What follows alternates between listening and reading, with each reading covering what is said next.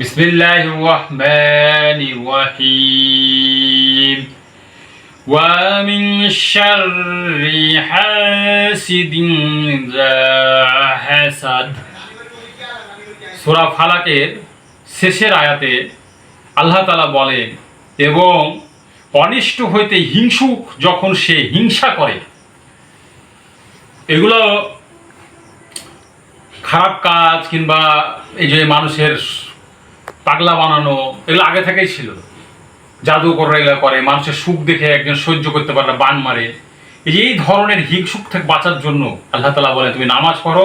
আর সূরা ফালাক প্রতিদিন দেখা যাচ্ছে কুল ফালাক নাস করে ফু দিয়ে এই মাঝখানে আইন মিম র লিখতে পারি, ইনশাল্লাহ আমরা বেঁচে যাব।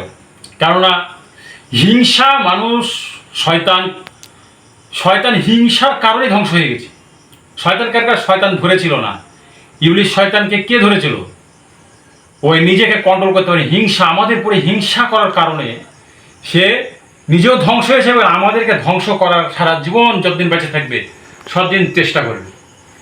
দেখবে কিছু কিছু প্রথা আছে যে মরে না, প্রতি বছরে জ্বালানো হয়, এটা বুঝে নেবেন। তার মানে প্রতি বছরে জ্বালানো মানে যে হয়তো মরবে না, কিয়ামতের আগে মারা যাবে না, ওই জন্য তাকে জ্বালানো হয়। কিন্তু আল্লাহ তাআলা এই দুনিয়ার মানুষকে যখন পরীক্ষা শেষ হয়ে যাবে তখন তাকেও কি করবে, তওবার দরজা বন্ধ করে তাকে মারা হবে, ইবলিস শয়তানকে। ওই যে একটা আয়াত জানে বলে যে আমি এত মানুষকে বিপদে ফেলে দেবে জান্নাতে যাবো, ওই আশা করা যাবে না। আর একটা কথা হলো যে একটা বড় ধরনের ফ্যাক্টরি কিংবা কোনো কিছু করে, কারখানা করে, ওখানে কিছু শ্রমিক থাকে আর একজন মালিক হয়। মালিক তো আল্লাহ তাআলা, কিন্তু সে মহাজন হয়। এই মহাজন দেখেন যে যা কাজ করে যেমন সে সেরকম তাকে পারিশ্রমিক দেয়, এবং যদি দুষ্ট হয় তাকে ফেলে দেওয়া হয়। এই পৃথিবী এরকমই জায়গা। আপনি আমি কি করছি সম্পূর্ণ ভিডিও করা হচ্ছে, হ্যাঁ। আর যদি খারাপ হয় তাহলে ফেলে দিবে জাহান্নামে, আর যদি ভালো হয় মালিকের কথা মতো চলে তাহলে পুরস্কার কি দিবে, আমাকে জান্নাত দিয়ে দেবে।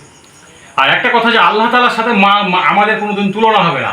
মানুষ কখনো পানি, আকাশ, বাতাস এগুলো সৃষ্টি করতে পারে না, কিন্তু শয়তানের প্লাবনে পড়ে এমন টাকার গরমে অহংকারে শয়তানি করার জন্য নিজেকে রব দাবি করে, যেরকম ফেরাউন করেছিল, তার পরিণতি কি হয়েছে।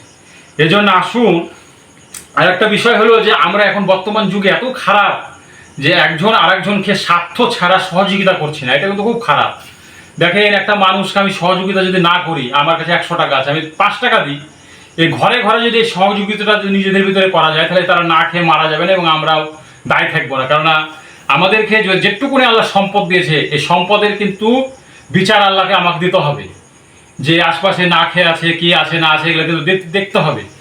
তো এই জন্য আমরা মূল কাজ যেটা মানুষ যাতে কষ্ট না পায়, যেরকম আমরা যে এমন অবস্থা হয়ে গেছে যে লুট করাতে ব্যস্ত, আমি লুট করছি, সব কিছু করছি, আরেকজনকে মারছি, ময়া করছি না, আবার বাড়িতে যা বলছি যে আমার মতন ইমানদার কেউ নয়, আমি হলাম সৎ নির্ভীক। এই যে মিথ্যা কথা, আরে আল্লাহ যে ওখানে ধ্বংস করে দেয়নি, এটাই তো মেলা ব্যাপার আমাদেরকে, আমরা এত গুনাহ করি।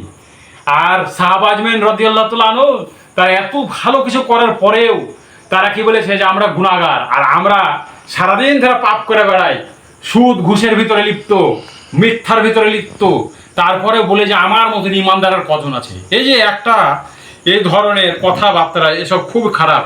তো এইসব থেকে আমরা বেঁচে থাকার চেষ্টা করি। আর সমাজ কিভাবে সুন্দর হয়, যেটা হযরত মুহাম্মদ সাল্লাল্লাহু আলাইহি সাল্লাম সারা জীবন ধরে উম্মতের জন্য খেটেছে, পরিশ্রম করেছে নিঃস্বার্থে, আল্লাহ তাআলার কাছে সে পুরস্কার নেবে, কিন্তু তার কোনো স্বার্থ ছিল যে মানুষ কিভাবে বাঁচে।